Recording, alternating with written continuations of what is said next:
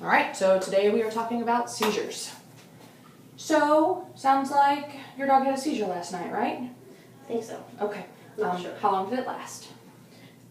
30 seconds. Okay, alright. And describe exactly what happened, like shaking or like paddling? Shaking. Okay, shaking. And like lying on the floor, or like just kind of standing up trembly? Standing up. Okay, making funny faces, like kind of like pulling the lips back, like making a face like that. Eyes look pretty normal. Did he know you were there? Was he like alert and aware and looking around, or was he kind of like no idea what was going on? Well, he wouldn't respond to us. Okay. So And did he pee or poo at the end of it, or did it just kind of end and then it was okay? it ended, and then he wouldn't come out of his cage for the rest of the night. Okay, so the whole rest of the evening you would say he was not quite right? Yes. Okay, alrighty. That's pretty typical of a first seizure. So let's talk about what that means. A seizure is an electrical storm in the brain. And what happens is one cell in the brain, which is what we call the seizure focus, the area of the brain that has the problem, just can't turn off. It just starts saying go, go, go, go, go, go, go. So what we see as the result of the seizure depends upon where in the brain that happens. If it's just a little tiny area of the brain, sometimes all you see is like a little face twitch because it's just telling telling the one nerve on the one muscle, go, go, go, go, go, and you get that little twitchy. Sometimes it's a bigger area and it tells the whole body, and that's what we get what we call a grand mal seizure in a person, or a generalized seizure in a dog. And that's the paddling and the swimming, and they usually kind of seem to lose consciousness, no idea what's going on. And it lasts for usually anywhere from 10 seconds to a couple of minutes.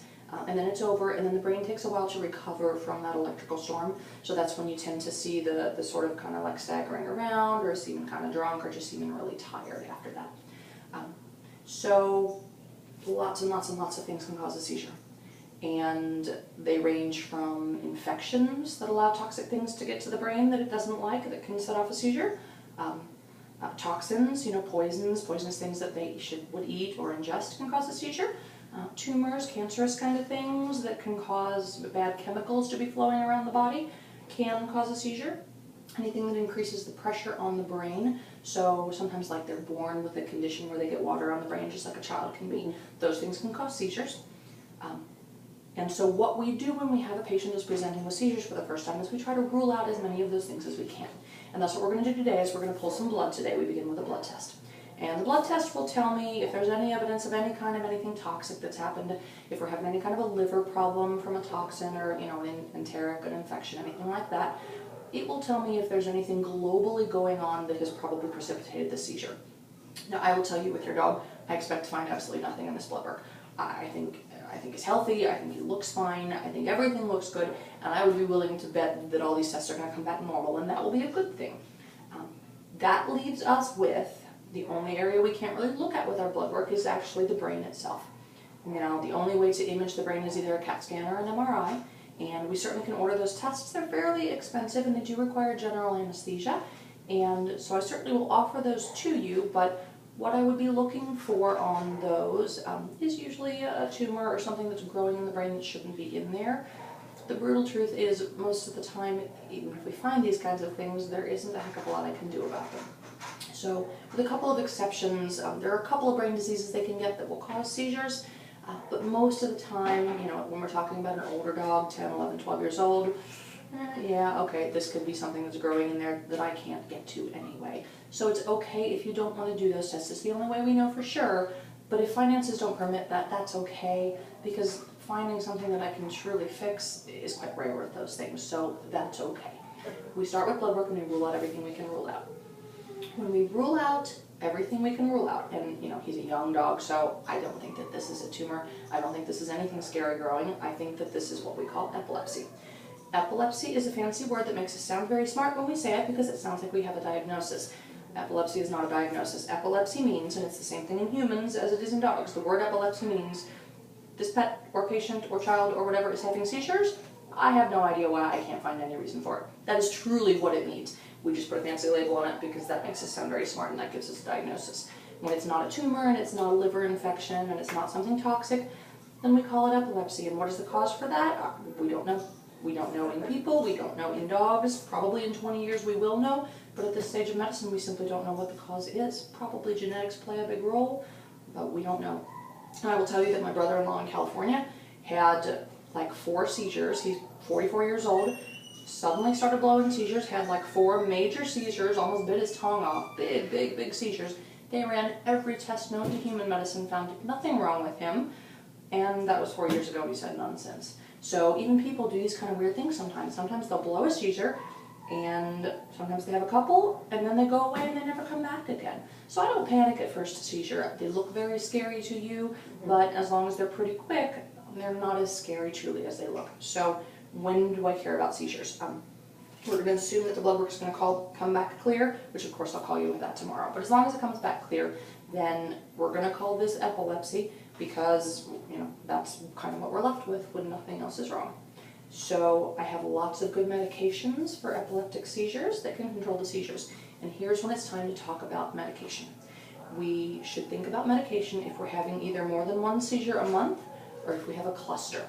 And a cluster would be, seizure, and it seems like, okay, I'm all right, coming out of it, and then boom, right back into seizure again.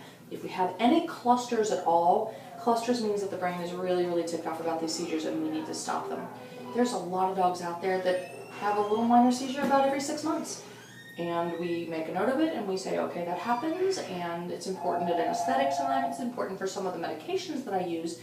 But medically speaking, until we get to 1 a month, it's not bad, or a cluster, it's not bad enough to do the medications. The medications are lifelong. Once you start them, you have to stay on them forever, and they're brilliant and they work really well and they're pretty affordable. So if we need them, absolutely we're going to do them, but I don't do them until it's time. So what I want you to do for me is I want you to start keeping a calendar. And so whenever I see you, I'm going to want to know. If we're getting to that 1 a month, then you call me and it's going to be time to start medication. But until then, keep me a calendar, and I'm going to want to know what time of day did it happen, how did it relate to food, empty stomach, or did we just eat? I'm going to want to know what he was doing when it happened. Was he sleeping, or was he running around being crazy, or outside? How long did it last, and what exactly happened? Was it just a shaky kind, or was it a full paddling kind of seizure? And did he pee or poo at the end? Pee or poo at the end is actually somewhat critical, because he could be having seizures and you don't know while you're at work. Right. If they don't pee or poo afterwards, if they pee or poo, you can come home and see there was a mess, I bet we have a seizure. But if they don't do that, you don't really know. So, and there's not a darn thing that we can do about that. We just have to kind of be aware of it and be as vigilant as we can when we're home, and just keep an eye on things. Every seizure predisposes the brain to have another seizure, because while that part of the brain is seizing, it's not getting enough oxygen. That ticks it off for next time. So that's why sometimes these things will ramp up, and sometimes it was every 6 months and now it's every 4 months, and then every 2 months, and then every month, and okay, we really do need to think about medication. And that's okay. Medications control them really well. I will tell you, in 17 years I have had 1 dog that I couldn't control really well on medication. That dog has seen 5 different neurologists and is on 4 different seizure medications, and at this point has a couple a year and is doing fine. But that's been the most difficult case. Most dogs are very well controlled on 1 medication, sometimes 2 medications together. The first medication that we usually pull out is a drug called phenobarbital. Phenobarbital has been around for 40 years. It's a good old drug. It works brilliantly. It's very inexpensive, and you give it twice a day. First couple of days, they're a little on the sleepy side as they get used to the medication, but then once they're used to it, they're completely normal and everything is fine, and all is well. If we're giving so much medication that we never see another seizure again ever, sometimes that's too much medication. So I expect maybe just a kind of a little bit of a twitchy every now and then. That would be okay.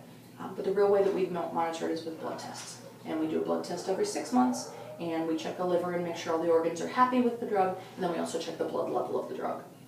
Everybody's different, so this size dog with this pill might get a high blood level, and this one might not metabolize it as fast, might end up with a lower or a higher blood level. So we check the blood levels every 6 months just to make sure that where we want to be. There's a target range that we're looking for, and once we get into that target range, then we stay there, and as long as the blood tests come back good, we stay on it forever. I will tell you, I have never had to pull a dog off of phenobarbital for any reason. We sometimes have to add drugs to it if eventually the seizures grow refractory, and now we're having seizures again anyway. There are more meds we can add, but I've never had any problem with the drug. I've never had to pull a dog off. The next stage of treatment is generally potassium bromide. We usually go with bromide. That one's a little bit more difficult because we have to have it compounded, but we'll send you down to Jungle Gyms and they compound it for us, so that's no problem. The newer drugs, there's a drug called Keppra. which is a fantastic drug, but which has to be given 3 times a day, which is kind of a pain. Right. And then there's another drug called zonisamide, and those are both a little newer to veterinary medicine. We don't have as many years of experience with them. I tend to hold those more in reserve to if the other drugs, if the phenobarbital and the bromide just aren't controlling things. But I probably have a handful of dogs on those medications. 90% of dogs are controlled on phenobarbital alone or plus bromide, and everything is absolutely fine.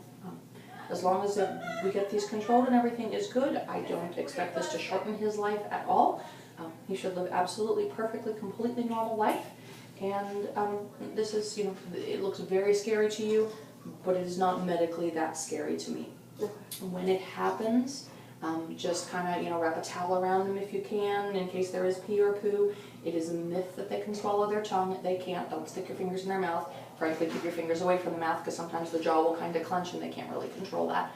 So just kind of hold them. Some people have good luck. If you can tell when a seizure's coming on, like just the very, very beginning of it, there's what they call the dive reflex. And that is gentle pressure on the eyes. Don't like squish them, but gentle pressure on the eyes sometimes will activate the diving reflex in the brain to slow down the heart rate and slow down the breathing. Sometimes you can lessen the severity or even ward off a seizure with the dive reflex. Other people have had good luck with an ice pack right on the lower back. That's really anecdotal, and I don't have the slightest idea why that would possibly work, but some people feel that that works. So those are things that you can do at home if you feel like, oh, starting to look a little funny, maybe we're getting into seizure time. Just a little bit of gentle pressure on the eyes to activate that reflex, and sometimes that will actually ward it off. Otherwise, pretty much have to wait through it. If the seizures seem to last a while, then the only thing that you can really do at home is I can get you a syringe with some Valium in it, and it can actually go rectally at the first sign of a seizure. And so you just pretty much put it right up in and squirt it in, and it'll actually absorb it through the rectum itself. So you don't have to put it in their mouth. So if we find that we need to, I can get that for you, and that will help to stop a seizure that's happening. If the seizure is lasting more than maybe 5 to 8 minutes or so, though, I need you to get on the phone and call somebody. Me, if I'm here, if it's during the day, emergency clinic if it's later. Because the big danger of a seizure is that they'll overheat. If they can't stop seizing, their muscles are just going, and the temperature will get higher and higher and higher and higher, and that's when you run into big trouble. So if any seizure happens and is lasting more than 5 to 8 minutes or so, you need to get on the phone because maybe you need to get in and get some kind of an injectable drug to stop it. Okay.